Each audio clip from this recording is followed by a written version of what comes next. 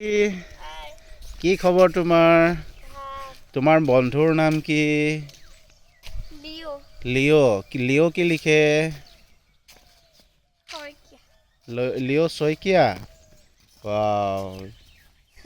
আৰু এয়া হৈছে দিখৌমুখ উচ্চতৰ মাধ্যমিক বিদ্যালয়, Dikhowmukh higher secondary school, established at 1946।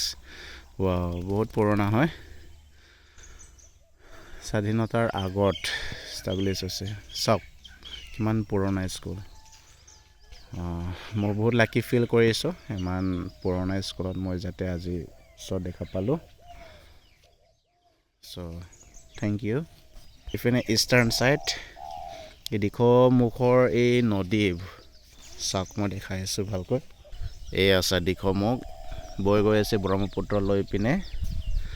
আৰু চাওক কি ডাঙৰ, মানে আপুনি যদি আহে গুগলৰ মেপত যদি আপুনি চাই, আপুনি এই দিখৌমুখৰ পানী ষ্ট্ৰীমটো মিনছ কি বুলি কয়, পানী যোৱা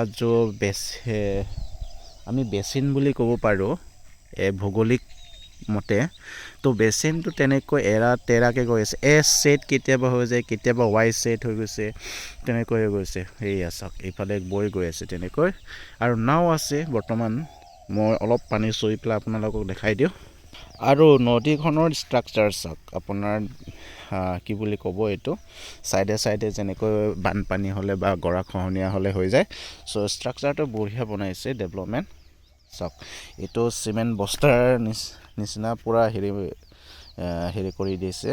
আৰু এইটো চাওক এয়া ধুনীয়া কৰিছে, বঢ়িয়া ষ্ট্ৰাকচাৰ। এয়া পানী লেভেল ডাউন হৈ আছে বৰ্তমানটো, পানী লেভেল উঠিব এতিয়া বৰষুণ ছিজন আহিছে যেতিয়া।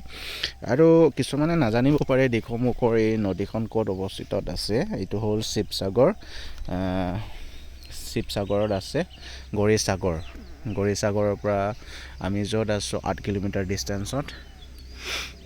চ' চাওক কি ধুনীয়া ভিউ। মই পানীটো চুই দেখাই দিম বাৰু আপোনালোকক। এয়া হৈছে দিখৌমুখ, মই পানী এয়া নামিলোঁ। এয়া হৈছে পানী নদী।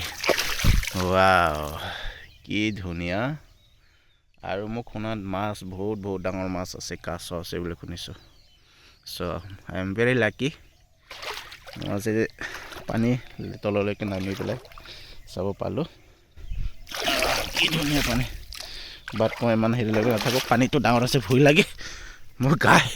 গা খুৱাই নিচিনা হৈ গৈছে। এয়া মই তাতে নামিলোঁ। এয়া হৈ আছে টোটেল 30 মান ষ্টেপ উঠিব লাগে। মই জুম আউট কৰি দেখাইছোঁ কি চৰাই হয় বাৰু। চাওক কি আৰাম কৰি আছে চৰাইটি, পূৰা মাছ খাই পেলাই পেট ভৰি গৈছে চাগে। চাওক আমি এতিয়া ৰাস্তাত খোজকাঢ়ি আছোঁ। ইফালে নদী, দিখৌমুখৰ নদী, আৰু ফুলহৰ ৰাস্তা। থেংক ইউ, সেইখিনিতে দেখালোঁ। Bye bye.